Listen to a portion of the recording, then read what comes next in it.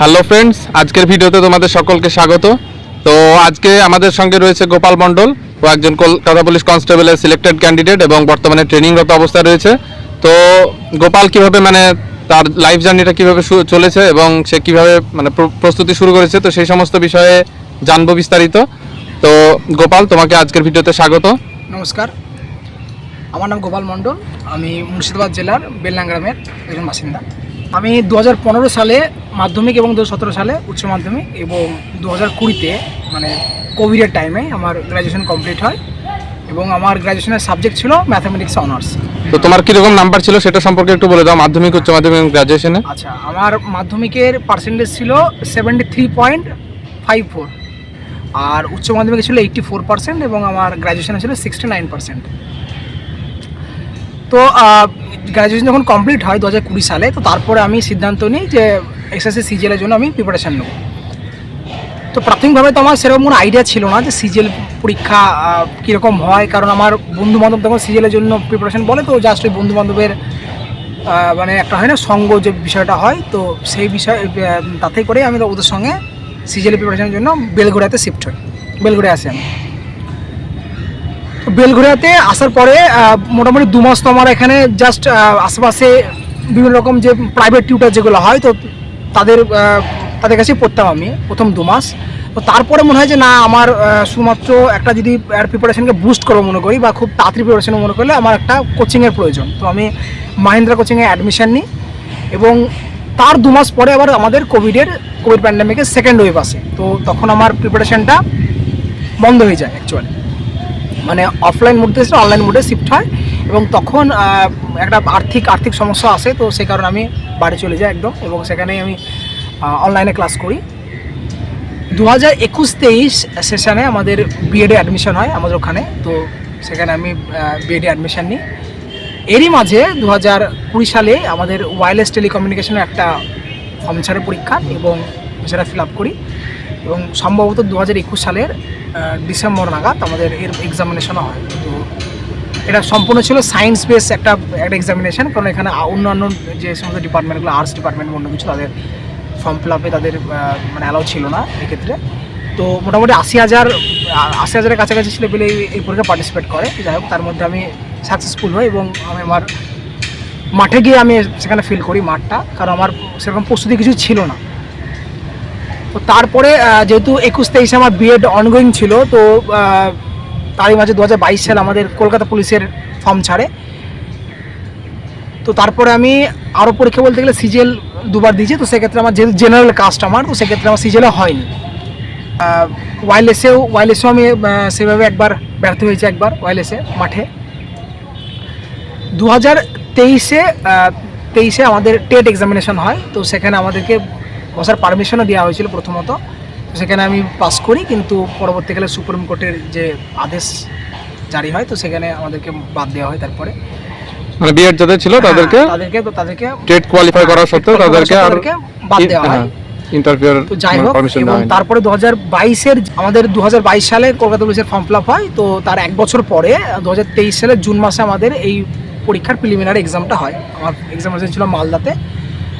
তো পরীক্ষা দিয়ে আসার পরে আমি কিন্তু মাঠের প্রিপারেশান নিই, কারণ এর আগে যেহেতু আমি একবার ওয়্যারলেসে মাঠেই বাদ গিয়েছিলাম। আমার যেহেতু ওয়েট হালকা একটু বেশিই ছিল আমার ওয়েটটা, তো আমার অনেকটাই সময় লেগেছে আমার ওয়েটটাকে কন্ট্রোল করতে, এবং প্রায় 4 মাসের আমার টাইম লাগে মাঠের প্রিপারেশানটাকে আমার কমপ্লিট করতে। এরই মাঝে একবার যখন মাঠের আমার এটা আসে, যখন নোটিফিকেশন যখন আসে, তো তখন অবধি আমার কিন্তু নিজের উপর কনফিডেন্স ছিল না যে আমার মাঠটা আমার পাস হবে কিনা। আমার পরীক্ষাতে প্রথম দিকে কনফিডেন্স, এবং পরীক্ষা আমি কোনোভাবে মাঠ পাস করলে আমি পরীক্ষায় ঠিক পাস করে যাবো, কিন্তু আমার মাঠের কনফিডেন্স কোনোভাবেই ছিল না, কারণ আমার সর্বদা একটা ভয় লাগতো যে হয়তো মাঠে আমার হবে না। তো আমাদের মাঠের ডেট অ্যানাউন্স হয় আমাদের। তো মাঠে নামার আগে অবধি আমার একই বিশ্বাস ছিল, হয়তো এবার হয়তো মাঠটা হবে না, এর পরের বার যখন সাব ইন্সপেক্টর এক্সামিনেশন হবে তখন আবার আমি প্রস্তুতি নেব। তো যাক, ভগবানের কৃপায় আমার মাঠটা পাস হয়, এবং মাঠের পর আমাদের খুব বেশি সময় দেয়নি, আমাদের 1 মাসের শুধুমাত্র টাইম ছিল মেন্সের প্রিপারেশন নেয়। তো এখানে আমি একদমই হতাশ হয়নি, কারণ বিশ্বাস ছিল যে আমার ক্লিয়ার হয়ে যাবে, যেহেতু আমার ম্যাথ আর রিজনিং এই দুখানা সাবজেক্ট আমার খুব স্ট্রং ছিল, আর ইংলিশ যদি এখানে শুধুমাত্র 10 নাম্বার। তো এটা একটা ভালো দিক। ওয়েস্ট বেঙ্গল পুলিশের ক্ষেত্রে 25 নাম্বার ইংলিশ থাকে, সেখানে ম্যাথের স্কোরটা একটু কম থাকে, কিন্তু কলকাতা পুলিশের ক্ষেত্রে ম্যাথ আর রিজনিংয়ে 50 নাম্বার, আর ইংলিশে 10, আর আমাদের জেনারেল নলেজের যে পেপারটা থাকে সেখানে 25 নাম্বার থাকে। তো এটা একটা আমার বলবো যে আমার এটা খুব ভালো দিক, এটা একটা যে আমার ম্যাথের যে আমার যে সুযোগ যেটা, সেটাকে আমি খুব ভালোভাবে ইউজ করতে পেরেছি এখানটায়। তো মেন পরীক্ষা দিই, কিন্তু মেন পরীক্ষাতে একটা জিনিস সব প্রত্যেকে হয়তো জানে যারা মেন পরীক্ষার আগে অলরেডি দিয়েছে, যে মেন একটা চাপ থাকে অলরেডি, আর তোমার প্রিপারেশন যতই ভালো থাকুক না কেন মেন্স পরীক্ষাতে অনেক সিলি মিস্টেক হয় ছোটো ছোটো, আর টাইম নিয়ে না খুব একটা সবসময় মাথার মধ্যে চলে যায় এই সময় শেষ, এই সময় হয়তো শেষ। তো এক্ষেত্রে শেষের দিকে টাইম ম্যানেজমেন্ট করতে গিয়ে খুব সমস্যা হয়েছে আমারও। তো যাই হোক, পরীক্ষা মোটামুটি ভালোই হয়। তো মেন পরীক্ষার পরে ইন্টারভিউর জন্য আমি আলাদা করে কোনো রকম প্রস্তুতি নিইনি, যে আলাদা করে কোনো একটা কোনো চ্যানেলে গিয়ে মক ইন্টারভিউ দিইনি আমি। আমাদেরই ওখানে যে একটা আমাদের বহরমপুরে একটা এমপ্লয়মেন্ট এক্সচেঞ্জ অফিস ছিল, তো ওই এমপ্লয়মেন্ট এক্সচেঞ্জ অফিসে আমি কিছু মক ইন্টারভিউ দিয়েছিলাম, সেগুলো ফ্রি অফ কস্ট ছিল সেগুলো। তো সেখানে আমি ইন্টারভিউ দিয়েছি। ওই দুখানা মক ইন্টারভিউ, ওই দুখানায় আমার ছিল একদম বেস্ট অ্যাটেম্প বলা যেতে পারে। তো সেখান থেকে যে জিনিসগুলো স্যার পয়েন্ট আউট করেছিল যে এই জিনিসগুলো তোমার ইমপ্রুভ করা উচিত বা এই জিনিসগুলোকে তুমি ঠিক করা উচিত, সেগুলোকে দেখে আমি ভালোভাবে নজর দিই। এবং তারপরে আমাদের ইন্টারভিউ ছিল সম্ভবত 24 জানুয়ারি, এবং আমাদের ইন্টারভিউ ছিল জলপাইগুড়িতে, তো অম্বিকানগরে। তো ইন্টারভিউ দিয়ে আসার পরে আমার বিশ্বাস ছিল হয়তো আমার সিলেকশন হয়ে যাবে, কিন্তু একটা জিনিস আমি আগেই আইডিয়া করেছিলাম যে যেহেতু কোয়েশ্চেন অতটা আমাদের মডারেটও বলা ছিল না, ইজি কোয়েশ্চেন ছিল, তো কাটা ভাই যাবে, যেহেতু আমি জেনারেল কাস্টের, তো সেহেতু একটা চাপ ছিল সেক্ষেত্রে। কিন্তু আমার একটা জিনিস ছিল যে যদি আমার নাও হয়, তো পরবর্তীকালে যে আমার রিক্রুটমেন্টে আসবে সাব ইন্সপেক্টর বা কনস্টেবল, সেখানে আমি ঠিক চাকরি পেয়ে যাবো, একটা আত্মবিশ্বাস আমার প্রথম থেকেই ছিল। তো যাই হোক, যখন আমাদের ফাইনালি যখন রেজাল্ট বেড়ায়, তো আমার সিলেকশন হয়ে যায় কলকাতা পুলিশে, এবং বর্তমানে আমি একজন কলকাতা পুলিশের ট্রেনিস, এবং আমাদের ট্রেনিং চলছে সালুয়া, পশ্চিম মেদিনীপুর। আর বর্তমানে আমরা আছি বডিগার্ড লাইনে, কারণ রিসেন্টলি যে আরজি করে যে ঘটনা, তার জন্য আমাদেরকে গভর্নমেন্টের আদেশে এবং ডিপার্টমেন্টের আদেশে আমাদেরকে এখানে আসতে হয়েছে, তো আমরা বর্তমানে এখানে আছি। আচ্ছা, তো এখানে আমরা জেনে নেওয়ার চেষ্টা করব যে গোপালের মানে প্রিলিমস, মেন্স এগুলোতে কীরকম নাম্বার ছিল, ইন্টারভিউ কীরকম নাম্বার পেয়েছিল, আর মাঠে কীরকম টাইম লেগেছিল। তো সমস্ত তোমার যেগুলো লিখেছিল সেগুলো একটু তোমার বলে দাও।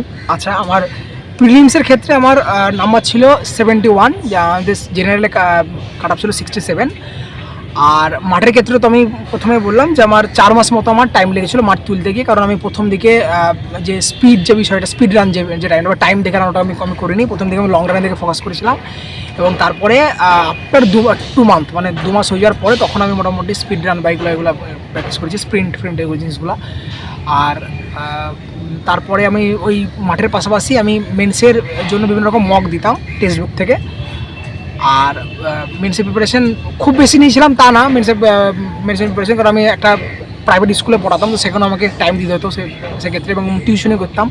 তো সবটাকে মিলিয়ে কম্বাইন করে আমার প্রিপারেশানটা এমন কিছু আমি স্পেশাল কিছু প্রিপারেশান নিইনি, আমার অলরেডি আগে থেকে যে প্রিপারেশান ছিল সেটাকে আমি কন্টিনিউ করেছি।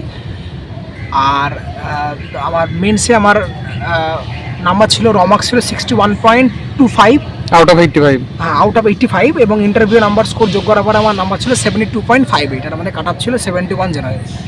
তো অনেকটা ডিস্টেন্সের জন্য না, 1.58-এর জন্য আমি জাস্ট চাকরিটা পেয়েছি, এবং আমি অনেক কৃতজ্ঞ এর জন্য। তো এখনো পর্যন্ত তুমি তাহলে পাস করেছিল হচ্ছে টেট পরীক্ষায় পাস করেছিল, ওয়্যারলেসের প্রিলিমস পাস করেছিল, কিন্তু মাঠে বাদ গিয়েছিল কোনো রকমে। তো এরপরে তোমার পরবর্তী কি মানে ইচ্ছা রয়েছে, তুমি আর মানে ভালো চাকরিতে যাওয়ার ইচ্ছা কি তোমার রয়েছে? অবশ্যই, কারণ আমি এখন বর্তমানে তো আছি কলকাতা পুলিশ কনস্টেবলে, কারণ কিন্তু ভবিষ্যতে আমি চাইবো যে আমি বিসিএসের জন্য প্রিপারেশান নেওয়ার, এবং চলছেও সেটা, প্রিপারেশান সেদিকে আমি প্রিপারেশান নিচ্ছি। কারণ একটা জিনিস, যখন আমার আমি যখন থেমে যাবো প্রিপারেশান নিতে গিয়ে, তখনই আমার জীবন কিন্তু শেষ সেই হিসাবে, কারণ মানুষের একটাই জীবন, আমি যদি এখানে থেমে থাকি তাহলে তো হবে না। তো এর পরবর্তী আমার স্টেপ হবে আমার হচ্ছে যে বিসিএসের জন্য প্রিপারেশান না, এবং আমি আমার অপশনালে আমার ম্যাথটাকে রাখবো, যেহেতু আমার বিএড রয়েছে, তো আমার যাতে আমার সাবজেক্টটাকেও ঠিকভাবে আমি ইউজ করতে পারি ম্যাথামেটিক্সটাকে, তো আমার অপশনালে আমি ম্যাথামেটিক্সটাকে নিয়ে আগাবো। আচ্ছা, তো এখানে আমি একটা ছোট্ট পয়েন্ট অ্যাড করবো যে মক টেস্টের ব্যাপারটা। মক টেস্টে অনেকের মানে অনীহা থাকে, তো মক টেস্টে কম দেওয়ার জন্য যারা মানে প্রিলিমস হয়তো অনেকে ভালো নাম্বার করে, কিন্তু মেন্সে গিয়ে তারা কিছুটা হলে পিছিয়ে যায়।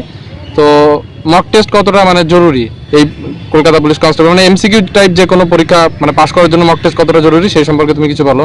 আচ্ছা, যদি আমি বলি যে থ্রু আউট ইয়ার প্রিপারেশান তুমি যতই সাবজেক্টিভ নলেজ তুমি গ্যাদার করো, মক হলো একটা এমন জায়গা যেটা তোমাকে তোমার যে ভুল যে জায়গাটা সেটা কিন্তু তোমাকে আইডেন্টিফাই করে দিতে বা ধরে দিতে কিন্তু তোমাকে সাহায্য করবে। যদি কেউ মকের প্রিপারেশান না নেয় সেক্ষেত্রে তার যে সমস্যাটা হবে পরীক্ষায় যখন সে ফাইনাল অ্যাটেম্প্ট দেবে এক্সামিনেশন, তখন কিন্তু সে সেই জিনিসটা বুঝতে পারবে যে তার ঘাটতি কোন জায়গাটা হচ্ছে বা সেই যে সিলি মিস্টেক যে বিষয়টা সেটা কিন্তু তার কখনো যাবে না, পরীক্ষাতেও এই জিনিসটা কিন্তু রিপিট হবে।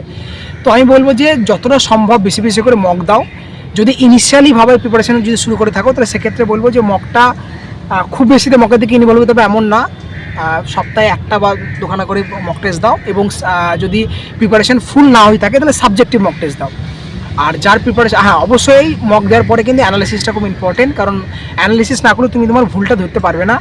এবং অ্যানালিসিস করলে কী হয় যে বিভিন্ন রকম অপশন ট্যালি করলে বা অ্যানালিসিস করলে তোমার নলেজটা আরও বেশি বাড়বে এবং তুমি তোমার ভুলের জায়গাটাকে ঠিকভাবে ধরতে পারবে। আর যাদের প্রিপারেশন মোটামুটি কমপ্লিট আছে পুরো সাবজেক্ট ওয়াইজ, সেক্ষেত্রে সে কিন্তু ফুল লেন্থ মক দিতে পারে, কারণ সেক্ষেত্রে তার সুবিধা হবে যে সে কোন জায়গাতে অ্যাকচুয়ালি কোন স্টেজে আছে বা তার প্রিপারেশনে কার কতটুকু তাকে বাড়াতে হবে বা তার পড়াটাকে আরও ইম্প্রুভ করতে হবে কিনা। তো সেক্ষেত্রে সে ফুল লেন্থ মক দিতে পারে। সেক্ষেত্রে সে চাইলে সপ্তাহে 3 থেকে 4খানা মক দিতেই পারে।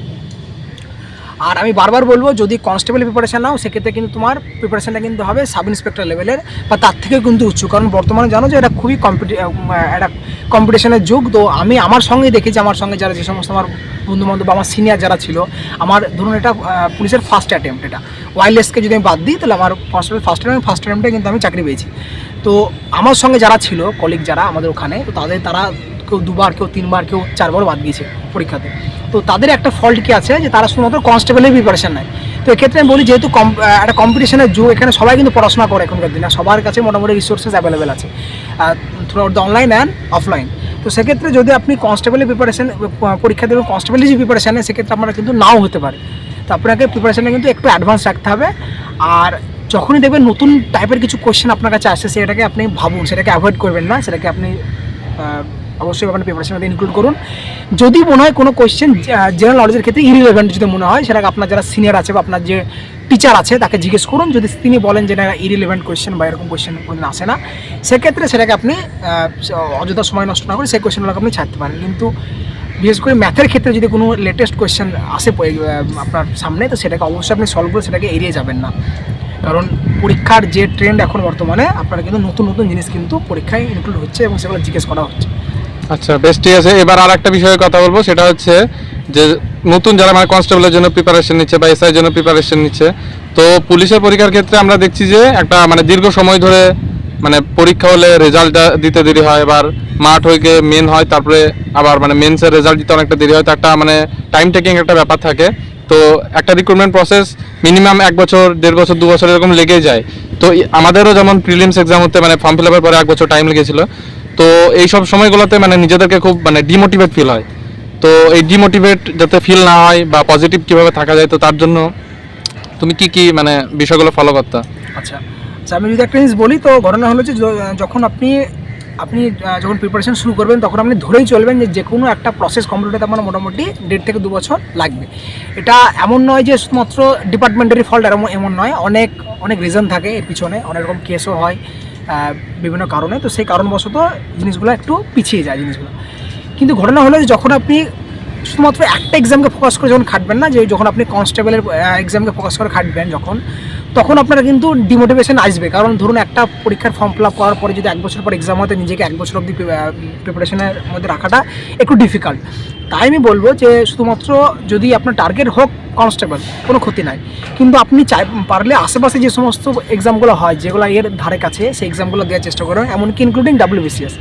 কী হবে, আপনি যদি এই সমস্ত পরীক্ষাগুলোকে যদি আপনি থাকেন, তাহলে আপনি প্রথমত আপনার মাইন্ড ফ্রি থাকবে এবং আপনি সবসময় ব্যস্ত থাকবেন আর নিজেকে পারলে ব্যস্ত রাখবেন। সেই যে কোনোভাবে হোক, আপনি কোনো একটা কাজের সংস্থানও সেখানে আপনি যোগদান করতে পারেন। তো কী হবে, সারাদিন যদি আপনি পড়াশোনা করেন আপনার কিন্তু ডিমোটিভেশন আসবে। তাই আপনি নিজেকে অন্য কিছু পেশায় বা অন্য কিছু নিজেকে ইনভলভ রাখুন, যাতে আপনার ডিমোটিভেশনটা যেন না আসে। আর নিজের উপরে বিলিভ রাখুন অবশ্যই, কারণ আপনি একটা জিনিস জানবেন যে আজ না হলে কাল কিন্তু আপনি সাকসেস পাবেন। সেক্ষেত্রে হতাশ হওয়ার কোনো কারণ নেই, কারণ ধরুন সময় যদি লাগে তাহলে সেটা সবার ক্ষেত্রে আপনার জন্য আলাদা কিছু না। আর যেটা বললাম যে অন্যান্য পরীক্ষাতে নিজেকে ইনভলভ রাখুন, শুধুমাত্র একটা পরীক্ষার দিকে তাকিয়ে থেকে কিন্তু বসে থাকবেন না।